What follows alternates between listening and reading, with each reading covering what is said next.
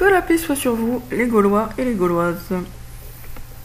Comment pourra se faire la réunion, pas la fusion, mais la réunion, l'association des chrétiens et des musulmans? Eh bien, la première étape, bien sûr, c'est de prendre conscience, si ce n'est pas déjà fait, que tous les croyants ont un ennemi commun, qui est la dictature sataniste mondiale. Donc, sachant que les ennemis de nos ennemis sont nos amis, il est logique de s'associer avec les chrétiens quand on est musulman, ou de s'associer avec les musulmans quand on est chrétien. Cependant, il y a évidemment des obstacles à cette association. Premier obstacle, évidemment, c'est les différences de dogme. Les chrétiens ne croient pas tout à fait la même chose que les musulmans, et les musulmans ne croient pas tout à fait la même chose que les chrétiens. Comment dépasser cette différence de dogme pour s'associer de bon cœur et de bonne foi les uns avec les autres? Moi, franchement, à une époque, je n'aurais pas envisagé sérieusement de m'associer avec des chrétiens. Parce que je considérais que le Coran était le seul texte préservé par Dieu et que l'islam était à 100% une religion de vérité. Depuis, j'ai pris conscience que dans l'islam, il y a beaucoup de choses qui ont été falsifiées. Ce qui fait que, du coup, eh bien, il y a beaucoup plus finalement de points communs entre le christianisme et l'islam qu'il ne devrait y en avoir d'une certaine façon. C'est-à-dire que dans les deux cas, on a des révélations divines et une part de falsification. Alors, la falsification peut se situer plutôt sur le texte ou plutôt sur l'interprétation ou plutôt sur la traduction, mais dans les deux cas, de toute façon, il y a une part de falsification. Le Coran a été, d'une certaine mesure, confisqué et pris en otage par les religieux, de la même façon que la Bible a été dans une certaine mesure et d'une certaine façon confisquée et pris en otage par les religieux. Ce qui fait que finalement on est dans une situation très très similaire, très proche. Raison pour laquelle maintenant je trouve tout à fait naturel et normal que les musulmans et les chrétiens s'associent, sincères. Ensuite, je pense que la possibilité de s'associer est liée aussi à une perception, une compréhension de l'identité profonde des habitants du paradis. Au paradis, il y aura des croyants sincères, qu'ils soient juifs, chrétiens ou musulmans. Ces croyants sincères ont tous quelques points en commun. Ils croient qu'il n'y a que Dieu, qu'il n'y a de Dieu que Dieu, qu'il n'y a qu'un Dieu. Hein. Ils croient au paradis et à l'enfer, 2. Et 3, ils font des bonnes œuvres. Donc en fait, il y a 2 points de dogme fondamentaux. 1, il n'y a de Dieu que Dieu. 2, paradis et enfer. Et 3, l'importance des bonnes œuvres comme clé du paradis. C'est-à-dire, il faut faire des bonnes œuvres pour aller au paradis. Et les bonnes œuvres, tout le monde sait ce que c'est faire du bien autour de soi. Et donc aussi lutter contre le mal. Donc faire du bien autour de soi, aider les gens, faire du bien quoi. Et s'abstenir de faire du mal. Bon. Donc ça en fait, c'est hyper fondamental.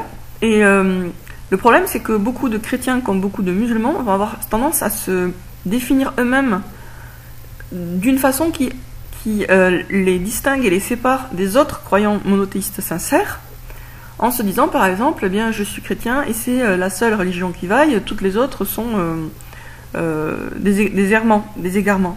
Ou je suis musulman et c'est la seule religion qui vaille, être chrétien, c'est avoir compris que la moitié des choses ou presque rien quoi. Ensuite, pour les musulmans, ce qui se passe aussi, c'est qu'ils ont tendance à se fier à des points de vue de savants qui veulent exclure les chrétiens du paradis, même si bien sûr c'est pas en leur pouvoir, hein, c'est Dieu qui décide, mais il y a beaucoup de savants qui prétendent que les chrétiens n'iront pas au paradis, alors que Dieu est extrêmement clair dans le Coran sur le fait que ceux qui croient en Dieu et au jour du jugement, eh bien, Dieu ne leur déniera pas leurs bonnes œuvres, autrement dit, ils seront récompensés pour leurs bonnes œuvres, autrement dit, ils iront au paradis. Donc, quand on lit bien attentivement le Coran, en faisant abstraction des interprétations tendancieuses et mensongères qui en ont été faites, et où qu'on revient à la traduction littérale sans se laisser influencer par des traductions qui falsifient un petit peu le sens, on a conscience qu'il y aura des chrétiens au paradis. Donc, bien sûr qu'il y a plus de points communs entre 2 habitants du paradis qu'entre un habitant du paradis et un habitant de l'enfer. Il y a des gens qui ont avec l'étiquette musulman iront en enfer, il y a des gens qui avec l'étiquette chrétienne iront en enfer aussi. Donc, il y a beaucoup plus de points communs en réalité entre 2 habitants du paradis, l'un qui aura été musulman dans sa vie et l'autre qui aura été chrétien dans sa vie, qu'entre un habitant du paradis et un habitant de l'enfer, même si dans leur vie ils ont porté la même étiquette. C'est-à-dire qu'il y a des gens qui avec l'étiquette chrétien vont se retrouver en enfer, Et il y a des gens qui, avec l'étiquette musulman, vont se retrouver en enfer. Donc on s'en fout des étiquettes, ce qui compte, c'est la destination finale. Qui c'est qui va se retrouver au paradis? Les croyants sincères, qu'ils soient juifs, chrétiens ou musulmans.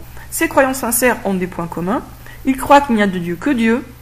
Ils croient au paradis et à l'enfer. Ils savent qu'après cette vie de test sur Terre, ou ces vies de test, pour ceux qui ont compris l'histoire de la réincarnation, mais à la limite c'est un détail, ils savent qu'après la vie sur Terre, il y aura un jour du jugement, que Dieu va nous rétribuer, nous punir ou nous récompenser selon nos actes. Et après, c'est soit le paradis pour l'éternité, soit l'enfer pour l'éternité.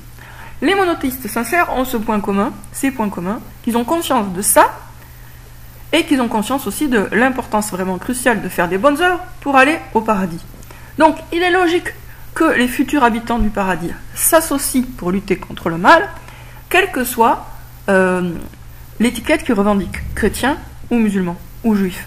C'est logique qu'ils s'associent, c'est logique, c'est naturel. Et par contre, il est quelque part contre nature que des habitants du paradis et des habitants de l'enfer s'associent, puisque leur destination finale n'est pas du tout la même.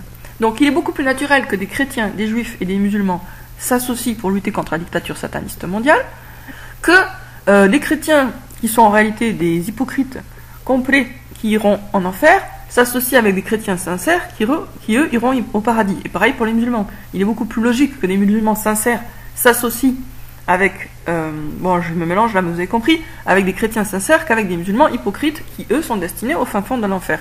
Autrement dit, ce qui compte, c'est pas nos étiquettes, c'est notre destination finale. Parce que les étiquettes, ça se change, les étiquettes c'est superficiel, les étiquettes c'est jamais qu'un petit bout de papier qu'on colle sur un pot de confiture ou d'autres choses. Donc ce qui compte, c'est où on va. Si on va au paradis, on a des points communs. Si deux personnes ayant des étiquettes différentes vont toutes les deux au paradis, elles ont un énorme point commun, c'est leur destination future. Cette destination future, elle nous est donnée par quoi? Par, comme je vous disais, la foi en Dieu unique, la perception, la compréhension du fait qu'après cette vie, il y aura le jour du jugement avec le paradis ou l'enfer. Et 3, la compréhension que pour aller au paradis et éviter l'enfer, il faut maximiser les bonnes œuvres et minimiser les mauvaises œuvres.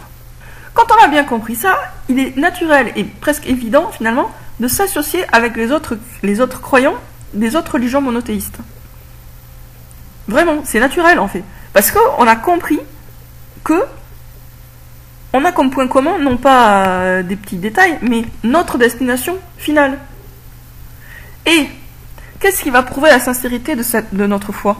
Tout simplement qu'on va lutter contre le même ennemi diabolique, qui est la dictature sataniste mondiale.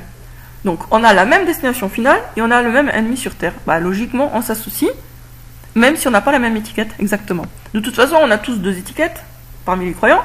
On a croyant, et chrétien ou juif ou musulman. Donc en fait, on a même au niveau des étiquettes, on en a au moins une commune, on est des croyants. Qu'on soit chrétien ou qu'on soit musulman ou qu'on est juif, on est croyant. Au sens fort du terme, c'est-à-dire qu'on croit justement en Dieu l'unique. J'espère à vous avoir convaincu, si vous n'étiez pas déjà convaincu, qu'on a vraiment tout intérêt à s'associer entre croyants, qu'on soit juif, chrétien ou musulman, on a tout intérêt à se réunir. Déjà, comme je vous disais, au premier niveau, ça c'est dans l'imaginaire. Avant de se réunir au niveau concret, il faut déjà avoir réglé au niveau spirituel tout ce qui pouvait faire obstacle à cette réunion, à cette association, pour lutter contre la dictature sataniste mondiale. À bientôt les amis.